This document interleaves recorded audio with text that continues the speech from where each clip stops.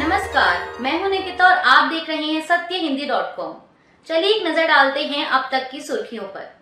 Nobel पुरस्कार विजेता अर्थशास्त्री मोहम्मद यूनुस को बांग्लादेश में अंतरिम सरकार का प्रमुख सलाहकार बनाया गया है।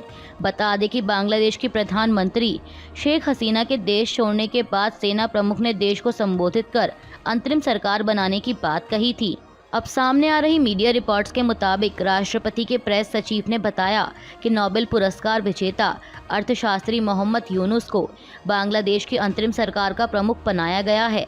राष्ट्रपति, सेना और छात्रों के बीच हुई बैठक के बाद यह निर्णय लिया गया। वहीं मोहम्मद यूनुस ने कहा कि जब इतना बलिदान देने वाले छात्र इस कठिन समय में मुझसे नेतृत्व करने के लिए कह रहे हैं तो मैं कैसे मना कर सकता हूं। बांग्लादेश में पुलिस की हड़ताल के बाद अंसार को ढाका में पुलिस थानों, ट्रैफिक और एयरपोर्ट की जिम्मेदारी दी जा रही है।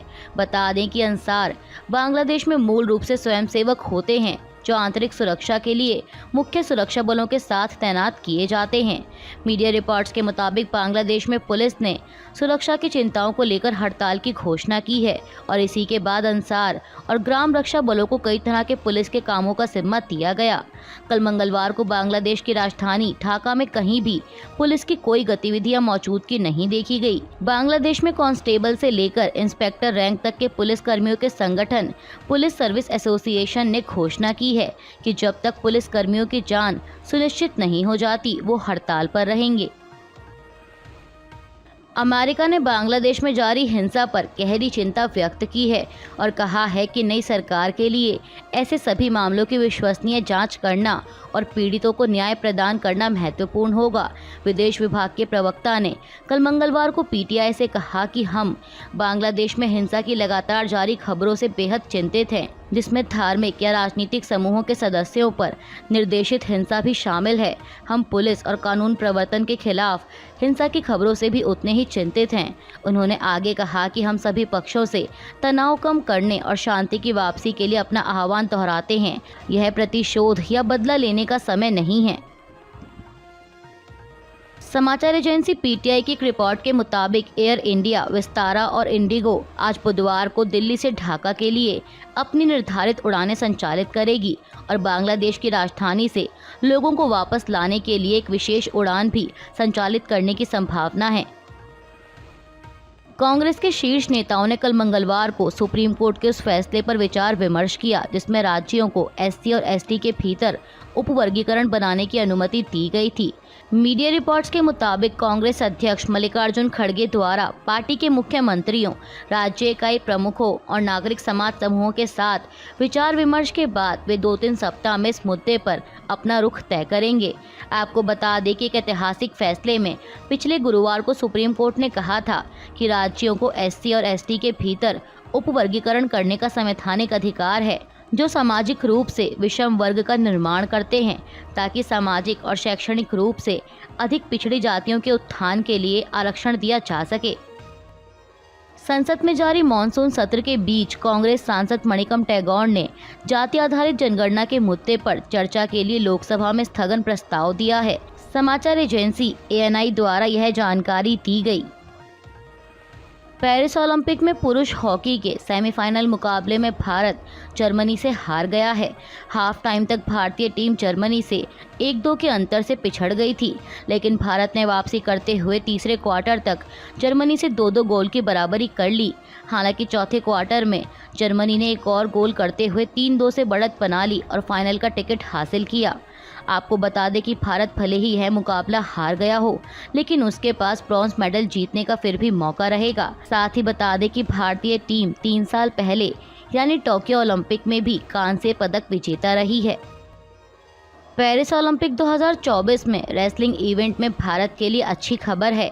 महिला कुश्ती के 50 किलोग्राम भार वर्ग इवेंट के फाइनल में विनेश फोगाट ने एंट्री कर ली है और इसके साथ ही उनका कम से कम सिल्वर मेडल तो पक्का हो गया है।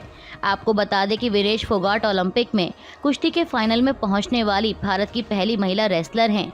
उन्होंने एक दिन में 3 मुकाबले जीतकर इतिहास रचा। विनेश ने सेमीफाइनल में क्यूबा की गजमैन लोपेज को एक भी पॉइंट स्कोर करने का मौका नहीं दिया और उन्हें 5-0 से शिकस्त दी। वहीं अब विनेश फोगाट की इस कामयाबी के लिए उन्हें देश भर से बधाई संदेश और फाइनल के लिए शुभकामनाएं मिल रही हैं। विनेश फोगाट के फाइनल में पहुंचने पर नेता प्रतिपक्ष राहुल गांधी ने ट्वीट कर उन्हें बधाई देते हुए लिखा कि एक ही दिन में दुनिया की 3 धुरंधर पहलवानों को हराने के बाद आज विनेश के साथ साथ पूरा देश भावुक है।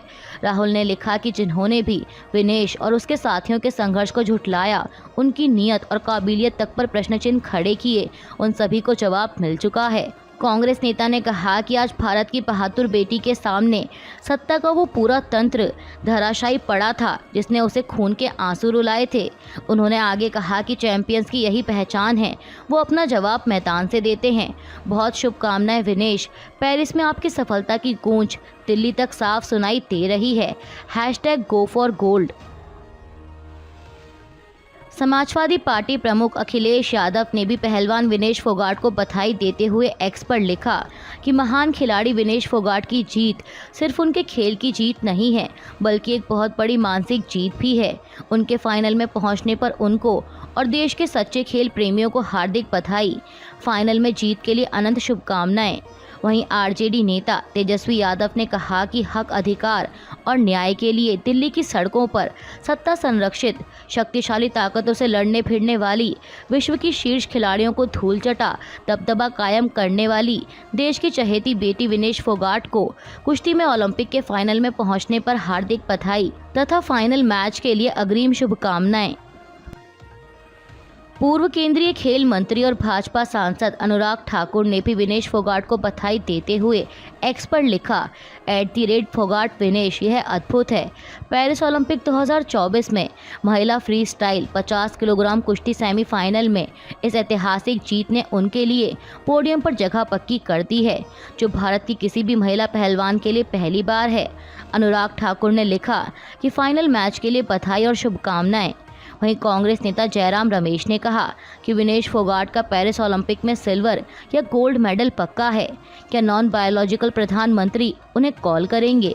निश्चित रूप से उन्हें बधाई देने के लिए, लेकिन इससे भी महत्वपूर्ण यह है कि उस शर्मनाक घटना के लिए माफी मांगने के लिए जब महिला पहलवानों के विरोध प्रदर्शन के दौरान दिल्ली पुलिस ने उनके साथ घिनौना व्यवहार किया था। अभी के लिए बस इतना ही। बाकी की खबरों के लिए बने रहिए सत्यहिंदी.com के साथ।